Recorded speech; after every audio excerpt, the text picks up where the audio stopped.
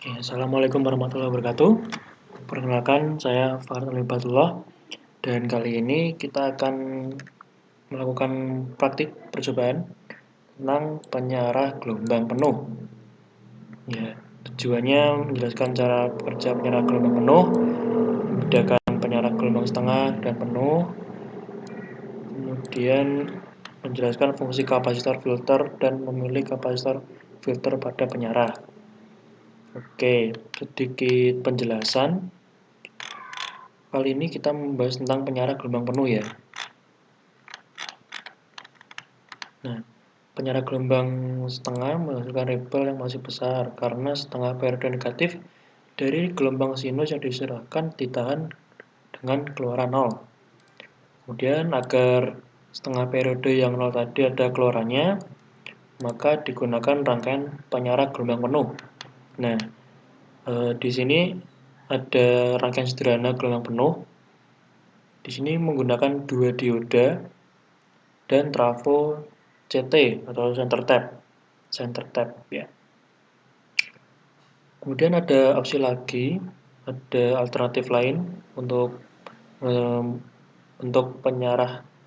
rangkaian penyarah gelombang penuh, yaitu dengan menggunakan 4 dioda. Nah, biasa disebut dengan dioda bridge atau jembatan dioda. Nah, bedanya dengan yang menggunakan dua dioda, di sini transformatornya itu menggunakan yang non CT atau non center tap. Oke, itu saya rasa cukup untuk penjelasannya. Oke, ini ada alat dan bahan, yaitu dioda 1N4001, kemudian beberapa resistor dari 560 ohm hingga 100 kilo ohm, kemudian kapasitor 100 mikrofarad hingga 1000 mikrofarad, osiloskop, dan multimeter analog digital. Oke, karena saya menggunakan aplikasi bantuan, aplikasi simulasi rangkaian listrik, yaitu Proteus.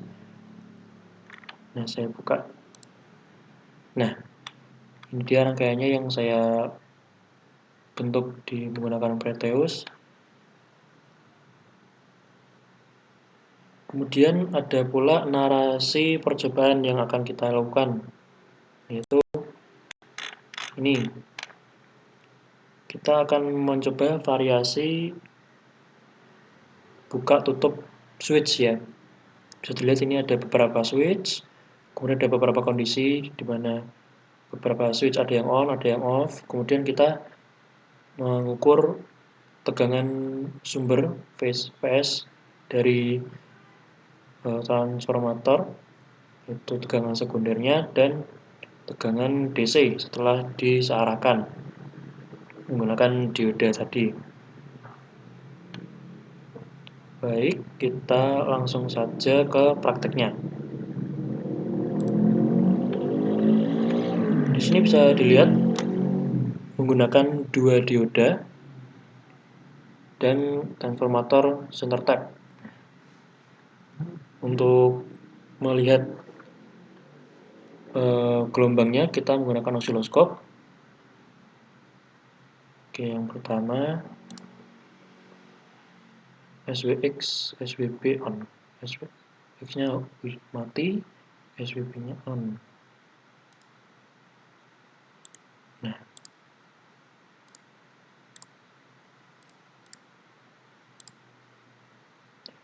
oke, langsung kita jalankan. Nah, di sini bentuk gelombangnya bisa dilihat. Yang atas ini adalah gelombang AC dari transformator. Yang bawah ini merupakan sinyal gelombang dari ini tegangan sekunder transformator ya. Bisa dilihat ini ada patahan begini, ripple-nya sangat besar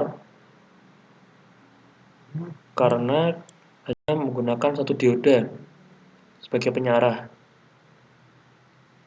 Dari sini dioda yang kedua ini terputus hubungannya.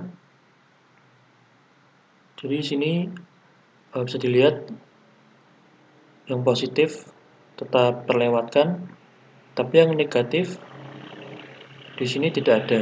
Di sini dihambat, dipotong, gitu ya.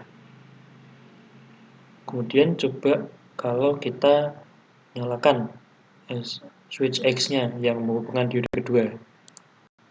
Nah, di sini bisa dilihat gelombangnya tidak patah seperti tadi ya.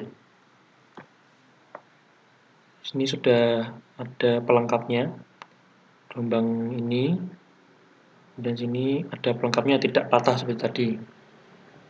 Oke, kita langsung saja ke percobaan memainkan switch-nya ya. Oh ya, sebelumnya ini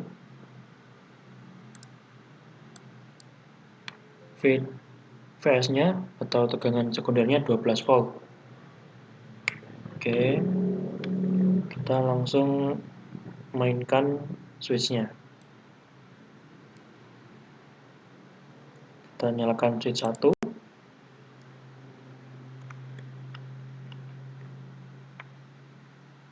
Dan switch A.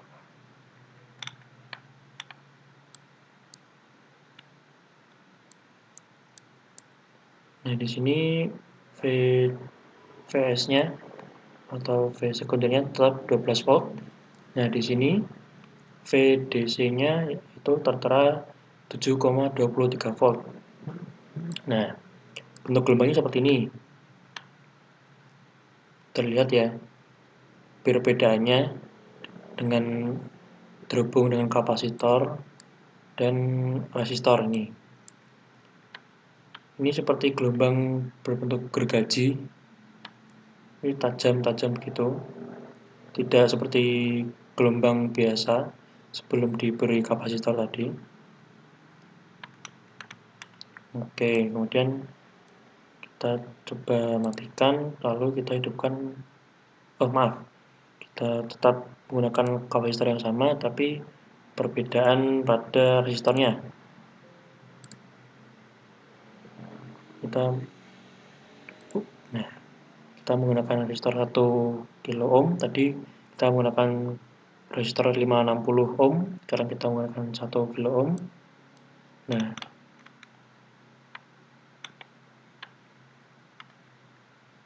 di sini hambatannya semakin kecil ya. Mohon maaf, maksud saya gelombangnya semakin kecil, semakin mendekati garis lurus. Kita coba menggunakan resistor 10K ohm.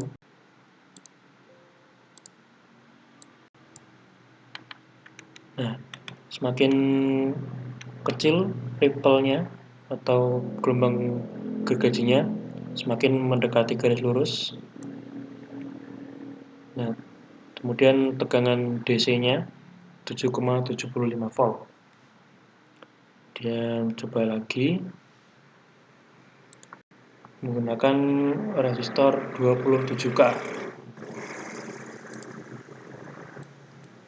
Sama ya, semakin stabil gelombang DC-nya. Ini menghasilkan VDC 7,79 volt. Kemudian yang terakhir switch E 100 kilo ohm. Nah, semakin tidak terlihat ripple-nya, semakin menuju garis lurus. Oke, kita berhenti dulu.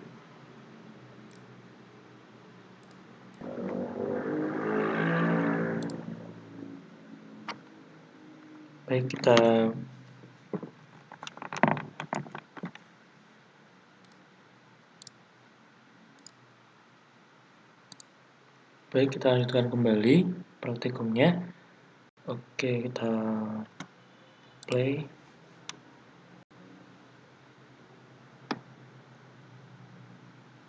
Nah, dan kita akan menghidupkan switch 2 yang terhubung kapasitor 470 mikrofarad. Oke. Kemudian kita juga menghidupkan switch A yang terhubung ke 560 ohm, resistor 560 ohm. VD sama ini sebagian diurus masuk ke gelombang kerja dari untuk bukan DC 0,68 kita bersih. Nah, sebenarnya gelombang kerja lurus tadi terus sama volt nanti sedikit 20 volt masuk jadi hampir di garis lurus kemudian bisa lihat sudah menjibu ya jadinya nyalanya. Oke, kemudian kita bisa langsung ke part ini punya Z 1,6 volt CD mungkin juga yang semakin bagus ke 110 kalau tidur dan ke 20 dari grafis catatan dengan motor slow makin ribet ya punya. Jadi praktikum percobaan penyiar gelombang penuh kemudian muncul beberapa pertanyaan ya.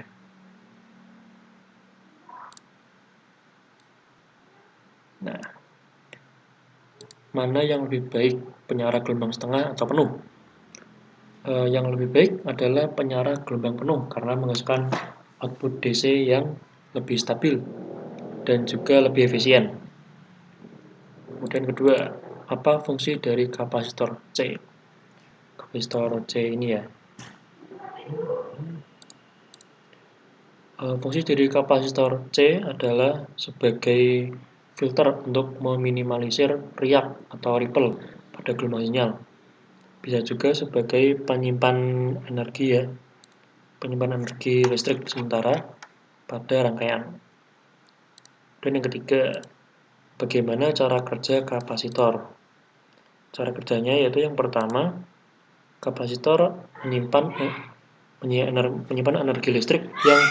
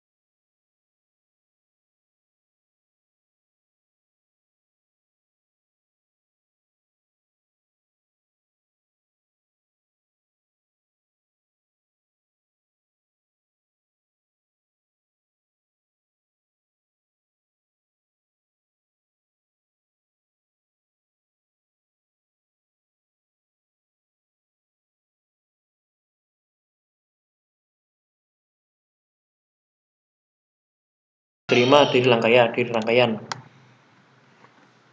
Kemudian banyaknya energi yang disimpan tergantung pada nilai kapasitansi kapasitor tersebut. Kemudian setelah kapasitor terisi penuh, energi yang disimpan akan dikeluarkan kembali. Dan pertanyaan keempat, mana yang lebih baik, yang lebih besar atau lebih kecil kapasitansinya? Dari percobaan tadi, kita bisa menyimpulkan semakin besar nilai kapasitansi, maka lebih baik ya. Karena semakin besar nilai kapasitansinya,